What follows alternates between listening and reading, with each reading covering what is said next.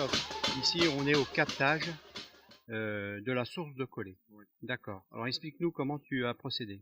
Alors là, ça a été beaucoup de travail parce qu'on a fait en 2 ans.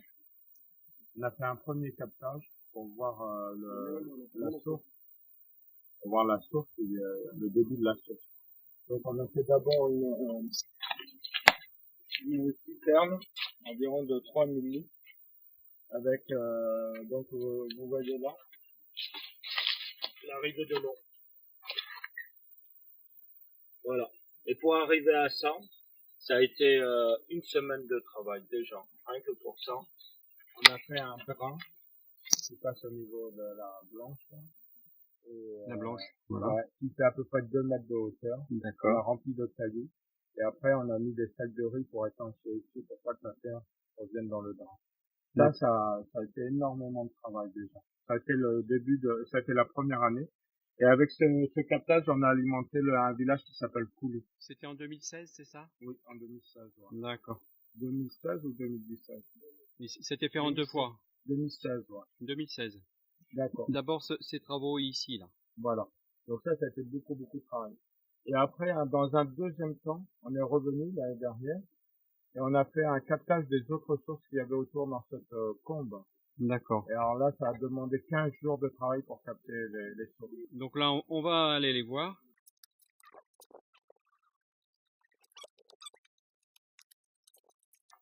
Donc, comme je vous disais, dans un deuxième temps l'année dernière, on a refait des captages de toutes les sources qui revenaient dans cette combe. Donc, on a fait une tranchée, on a fait 2 tranchées parallèles pour capter les sources qui venaient De part et d'autre. de part et d'autre, qui font à peu près 3 mètres de haut. Et après, on a mis un tuyau, un drain, pour récupérer l'eau. Et après, on a mis du gravier pour capter toutes les sources, des raccords et tout ça, c'était un peu compliqué. Et après, des blocs encore et des sacs de riz pour étancher pour pas que la terre rentre dans ce captage. Ça a demandé 15 jours de travail à peu près minimum à 60 personnes par jour. Ouais, c'est vraiment important, quoi. Voilà. C'est Et les femmes ont déplacé des quantités astronomiques de blocs pour faire ces draps. Oui, blocs, ce sont des pierres, hein. Voilà, c'est des pierres. Des pierres. Des pierres, du sable, j'en emmené du gravier. Et ça venait de quel endroit? Par les pierres venaient de collines autour, Oui. de la montagne. Le gravier et le sable venaient Du village en bas. du village en bas, voilà. Donc là, pour aller au village en bas, il y a combien? 500 mètres ouais. de montée? Ouais. Voilà. Parce que... À une montée où il y a un dénivelé de à peu près 40 mètres. D'accord. Donc, très bien. Donc c'est... Et cette eau, maintenant, donc ce deuxième captage a permis d'alimenter la sous-préfecture de Collet, qui est à 1 kilomètre encore plus loin. Oui. Et on a posé 2 km 200 de tuyaux en tout. Et ça a permis d'alimenter cette sous-préfecture. Donc là, on a quoi là? Alors là, on a le filtre.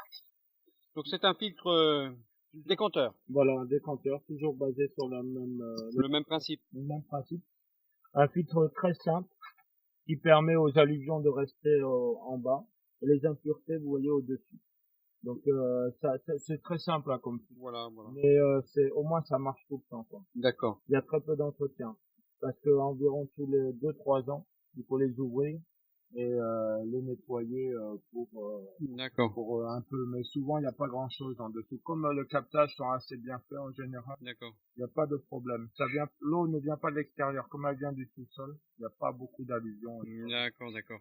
Et là, dans l'alignement, là, on a la cuve. Alors cette cuve-là, elle fait combien? 3000 litres. 3000 litres. Ouais. Une cuve plus importante parce que quand le débit de la source est petit, on met des grosses cuves. Parce que ça permet la nuit quand même de récupérer de l'eau en quantité. De charger, quoi. Voilà. Alors que sur un projet comme Colomb, qu'on a vu hier, c'est une petite cuve avec un gros débit en amont. Quand il y a un gros débit, il n'y a pas besoin de mettre une grosse cuve. Voilà. Donc là, il y a 3000 litres et ça permet d'alimenter quand même la sous-préfecture de Collet. C'est environ 1500 habitants. Voilà, donc là c'est un peu plus loin. Oui. C'est à peu près 2 km 200. 2 km 200. D'accord. Donc c'est un chantier qui s'est étalé sur 2 ans. Voilà. Et donc ce chantier-là, ça a été un budget de combien? Alors là, Voilà. je me rappelle plus pour la somme, honnêtement.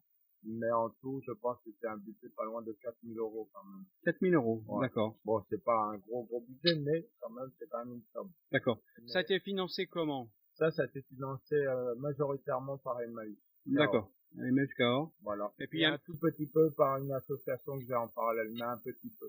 Majoritairement, le premier projet il a été financé par l'association ABC. Donc le petit projet de capter l'eau, tout ça, ça a coûté 800 € si je me rappelle bien. D'accord. Et le deuxième projet pour alimenter la sous-préfecture, ça c'est Emmaüs Cahors qui a payé tout. D'accord. Donc la deuxième partie c'est été financé. Et ça s'est fait en 2 ans. Voilà. D'accord. Et ça a été beaucoup de travail.